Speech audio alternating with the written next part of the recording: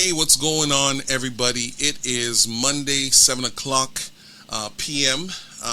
Eastern Standard Time.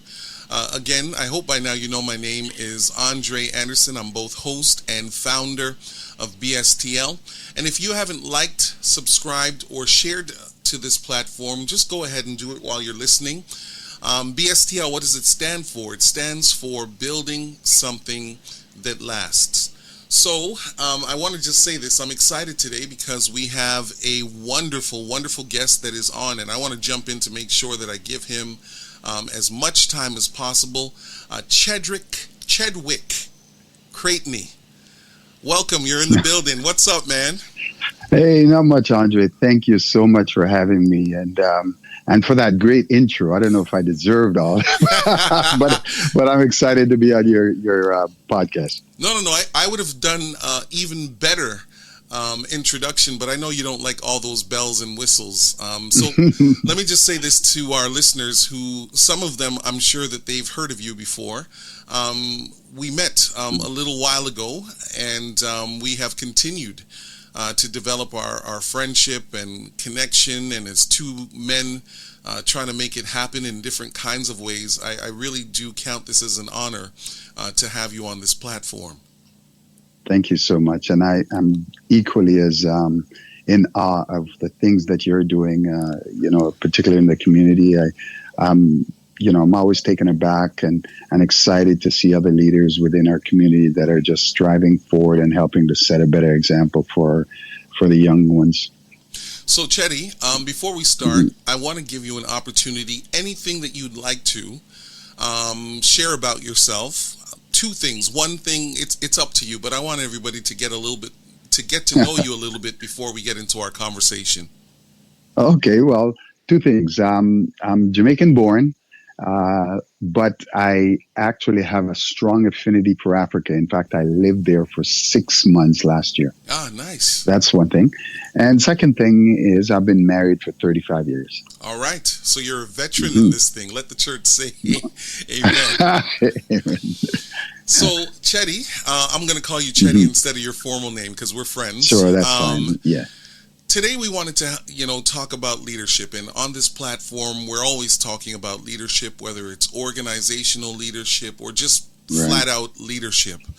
Thought it would be a great conversation for us to have about transparency and leadership. I want us to jump right into the conversation. How important is transparency when we talk about leadership? Oh, it's so important. It's funny. During COVID, I did, as you know, I was doing a podcast and I had I had an opportunity to do a short video, and that was exactly the topic. It was about what leaders, particularly in the corporate world, and entrepreneurs as leaders, and any leader in the community, if you're going to have people follow you, there are obviously certain personalities or certain qualities about what people consider good and great leaders. Some of they're leaders with great potential or great skill sets that can bring people to follow them. However, the truly good leaders, that brings them to great. The quality that I find, one of the important qualities, of course, is to be transparent, to ensure that people understand not only your vision, but are privy to the information that's going to carry them to that destination that you want to travel to. So I find there are a lot of people within our environment, a lot of people that are operating nowadays because of their own fears or because of their own traumas. They are hesitant and in some cases so secretive about their vision and where they're going. So what it does cause is some discontent amongst the people that are trying to follow, particularly with millennials nowadays. They have to understand in what you're leaning towards and what's going to happen next in order for them to truly follow you, because there's just so much misinformation out there that that they need that quality in a leader. So when you talk about transparency, from your perspective, or maybe even from the perspective of others, what does it look like? What does transparency look like, or what do you think it needs to look like? Right. Well, transparency has a lot to do with belief and trust. Okay. So if we're traveling down a path together, and I'm expecting you to follow me in that path, right? Of course, there's a lot of faith that goes into it, because you're a man of faith, I'm a man of faith. So it's easier for us to travel along. However, it's also very important for me to understand what that journey looks like. Now, if we're going to be, choosing different paths along the way, Yeah. then that's fine. If there's things, but I have to believe in what we're doing. Yeah. If I'm following you based on what we believe in, and then I'm asking for other information, or if you're not able to provide me, or if you're hiding something from me, Yeah. then that just destroys the trust and the journey. Yeah. Yeah. And I'm glad you said that, right? Because the truth is, leadership is not an occasion.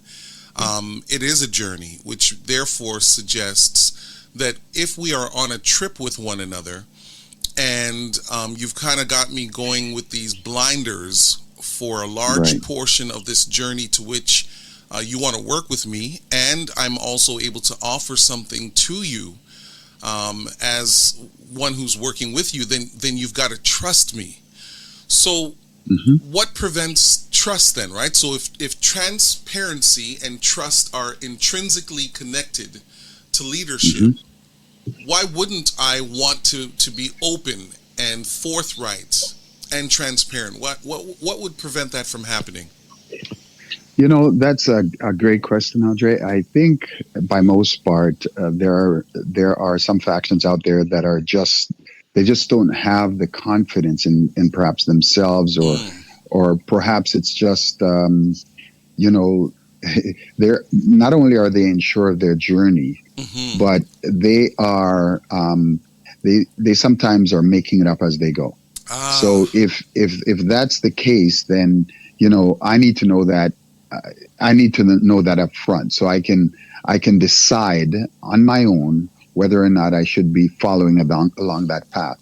In some cases, why people will hide it is simply because they don't want you to have the option of stepping off that bus. They want you to continue. They want you to continue to invest your time, your energy, perhaps your finances to that journey. And I feel it's important, and that's why I say that transparency is important, because if I'm expected to follow along and invest my time and energy and financing, then that transparency is very important.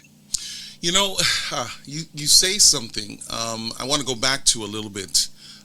You've got me really processing over here. This idea that as leaders, while we are leading, and especially maybe for entrepreneurs that may not have large corporations, I suspect that the journey looks a little bit different. Right. And the journey looks a little bit different because at the end of the day, you are trying to come to a place where you are seeing the benefits, you're seeing where you're going, but that doesn't necessarily mean that you have this entire thing hashed out. Now, right. the question then is that by way of transparency, if I'm leading you or you're leading me, should I let you know that I'm not sure?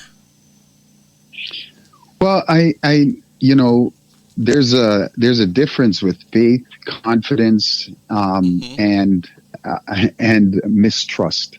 So if I think as entrepreneurs, we're often on a journey where we're unsure of the outcome.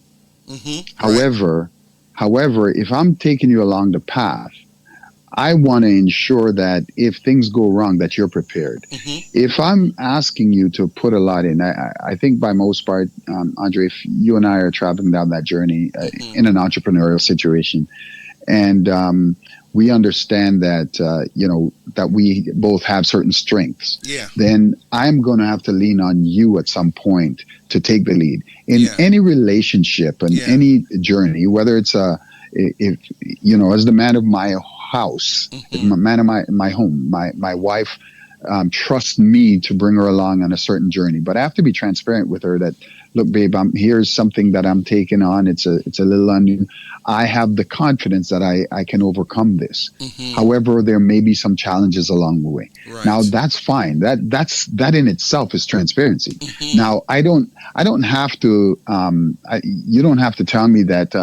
Oh, I've got this. I've done it a million times before. No, no, that's not what I'm talking about. I'm Yeah. talking about if we're venturing down that path, I Yeah. want to understand that there's some risk to it, Yeah. and I'm not afraid to undertake those risks. But it's important for you to know what you're taking someone else into, Yeah. right?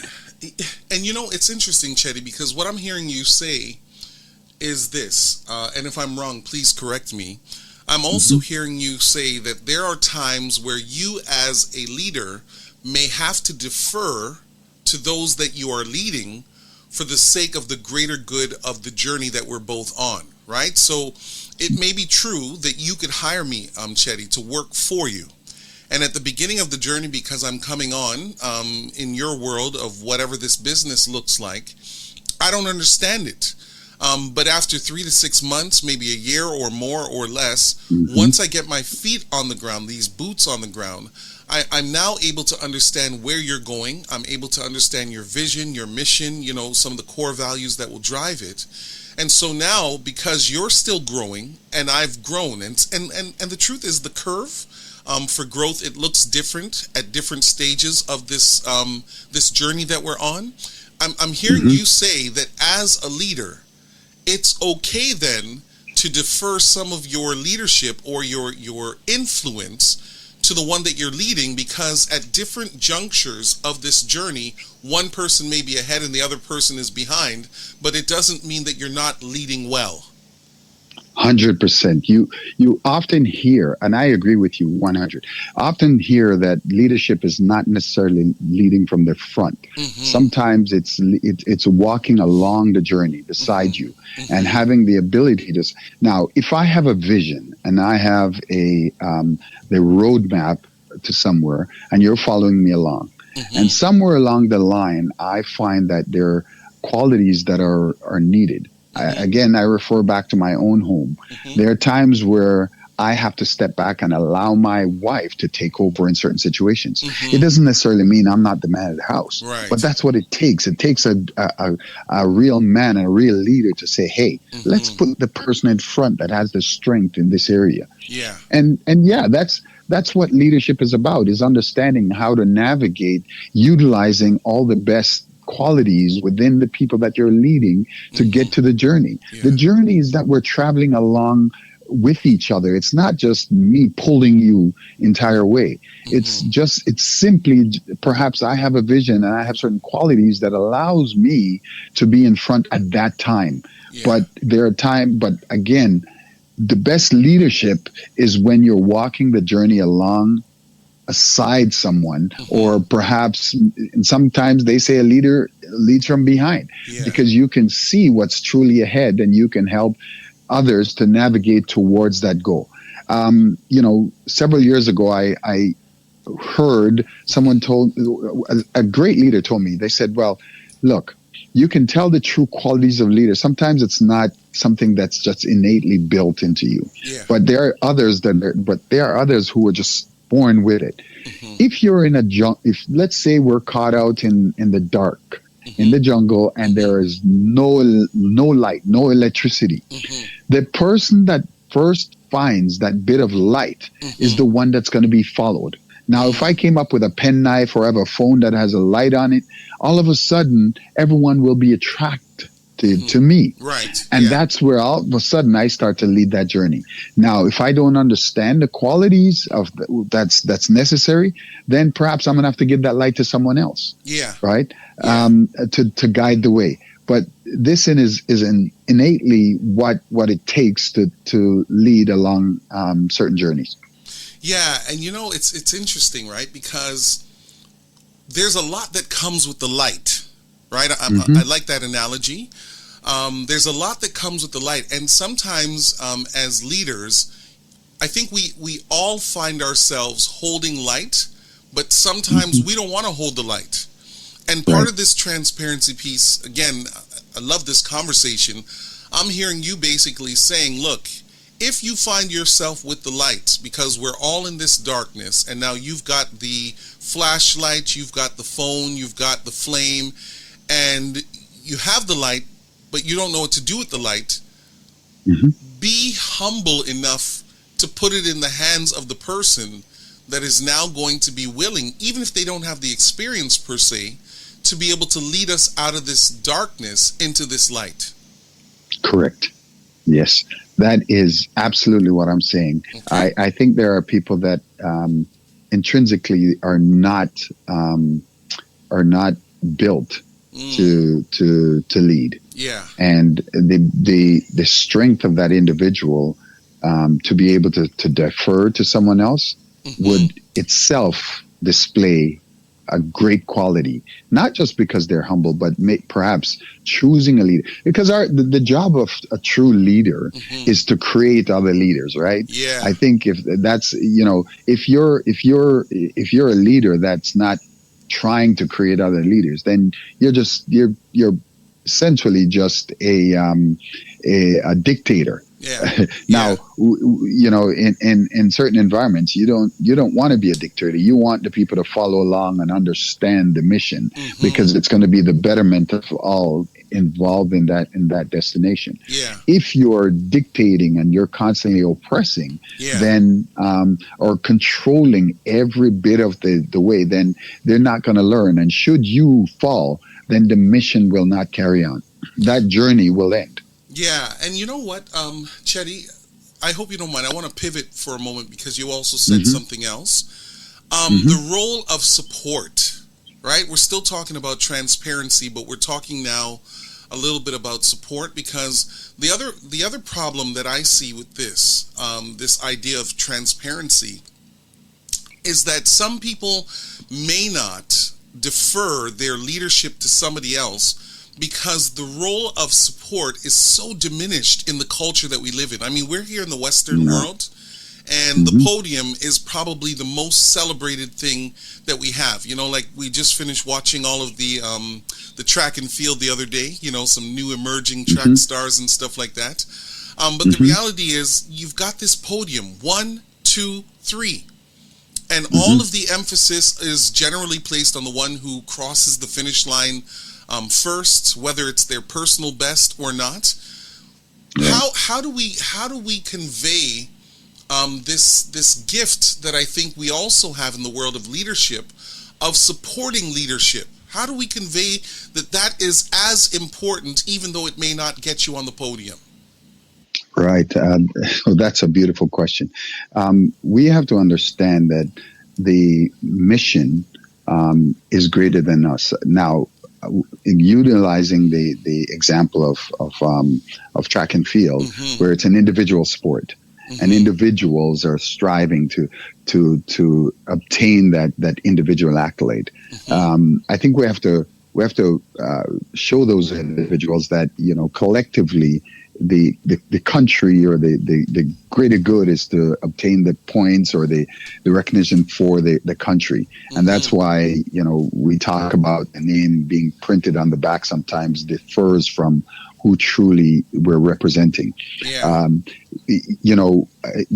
of the greatest task of a leader is to convey that clear, defined, smart message to the individuals that are going to be following, or the individuals that are part of that team. So if we're clear, concise, and we're consistent in having the masses understand what the mission is, they will forego the individualism and buy more into it. Again, I refer back to my home. I consistently talk to my sons and about how we as a family have to move in order to get the greater accomplishment. If they fall on just the individualism, generations ahead will suffer. It's a message it resonates within our community, right? If we could see in the past, we any great leaders that we had in terms of social movement, in terms of once they were killed, then the message seemed to end. Now, in what we have to understand is that the message is an important thing. It's not just the messenger. That person can be carrying the flame for that moment. But it's important for us to understand what the true message is. And unfortunately, whether it's in an organization, whether it's in family, whether it's in society as a whole, that's where we tend to drop the ball. We continue to forget what the why is. So if we have a clearly defined message as what the why is, then we will not fall by the wayside. We will not utilize the credits of our next generation, because it appears that that's what we're doing. We tend to utilize all the resources that's supposed to be left for the generation to follow. And Cheddy, you touch on another great point. I mean, you've said so many things, but this idea of the why, and I think that sometimes as leaders, it may be true that the reason why it's so difficult to be transparent is because we're still wrestling with the why. And the other part of this conversation, above and beyond the transparency, the transgenerational, things, it's the redefining, the coming back to the clarity of, we're doing this as a result of our long-term mission. I think that we don't talk enough about that, right? So once you've put it on a letterhead, once you have, spoken about it at a board meeting or, over dinner, we just assume that people will get it and they should be able to understand it. But by the time we put out our own personal whys, we've been thinking about it, Cheddy, for years. So we may be explaining it to somebody for the very first time, but we've been thinking and processing and kind of putting deep roots to it for a long time. 100%, yes. But we have to continue to repeat the message. And you did say something there in that because we've been thinking about and saying it for a long time, we tend to believe that everyone has bought into it. Everyone believes it. But what we've got to continue to replay it, and we got to continue to push the message so we're not distracted from what the true mission is. And that's what happens all the time. We end up in organizations, companies, or from a corporate to entrepreneurs. We forget the message of why we truly started this, and we start to chase money. We start to chase the gifts and those accolades, and that's where. That's when the ego comes into play, and it starts to take over what that true message is. So many corporations have lost their way. When they redefine their why, they often come back, right? You see it happen to a large corporation like Walmart. When Sam Walton died, then the message got lost within the family, and they started to falter. So they had to step back and redefine the purpose of the organization. Now that happens on a daily basis with people within their families. They, it happens to individuals in all kinds of organizations where they tend to are so enamored with the gifts and with the money and with the accolades, and so the ego within them start to take over, and that's where they lose, and that's where the organizations start to falter. So in my estimation, what we have to do, we got to keep can continue to push the message of what the true goal is. Yeah. Money and those kind of things are just a vehicle to get us to where we need to go. Yeah. Oh man. Cheddy, Yes, look, sir. you have to give us one wind down statement. So you've said a lot of great things in this conversation, but to those that are listening, if we want them to capture what's the big idea about what it is that you've been talking about, we've been talking about today, what would that be? Oh boy, you've kind of got me on the spot. But I think transparency is the topic. So I think we want to stick with that. I think if we truly want to obtain our mission, Yeah. if we truly want to have others buy into our missions, our goals, our journey, we have to remain not only strong, Yeah. we have to be transparent. Yeah. We have to make tough decisions. Hmm. And that means, again, going right back, being transparent. So that transparency may come with a lot of responsibility, and we just have to be able to handle it. Wow. Look, I'm going to put your feet to the fire by saying this, that I hope that this is not going to be the last time that you join us on this platform, because there's some other conversations that you've created through this conversation, and especially in the last part here where you talk about tough decisions. Right. That is what creates defining moments, and I think that also is the thing that creates this transparency that we've been talking about, because if you as a leader can't survive through a tough decision, even if you make a mistake, you're not going to last long, because leaders often have to put themselves out there first before others will follow and engage in what they're doing. So Cheddy, thank you so much for joining us. Look, if you've enjoyed this conversation, don't forget to like, subscribe, and share. Share it widely with your friends, your family, and otherwise. And if you want to have a broader conversation about this with me, remember my email is bstlinc21@gmail.com. Now, Cheddy, was I wrong? Was there something that you wanted to promote that's coming up in your world over the next little while? I hope I didn't... No, you're not wrong. Certainly, my wife and I have created a brand. Yeah. I can't disclose the name just yet because we're still working on Sure. it. But we're doing some work within the schools to help to teach, to help the younger generation to understand the importance of health and wellness. Yeah. From not only from a mental, physical, and emotional standpoint. Yeah. Our youth is in trouble. Our youth are very much in trouble, and what we're trying to do is we're trying to give back some of what we've learned over the years in terms of how to still your mind, how to meditate, and how to really take care of your the God gift body and physical and mental emotional being that we are.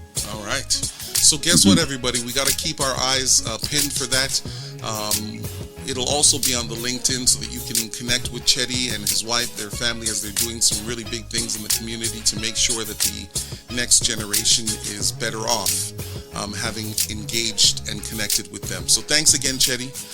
Again, you're going to have to come back because we got more to talk about. We just can't talk about it all today. Anytime.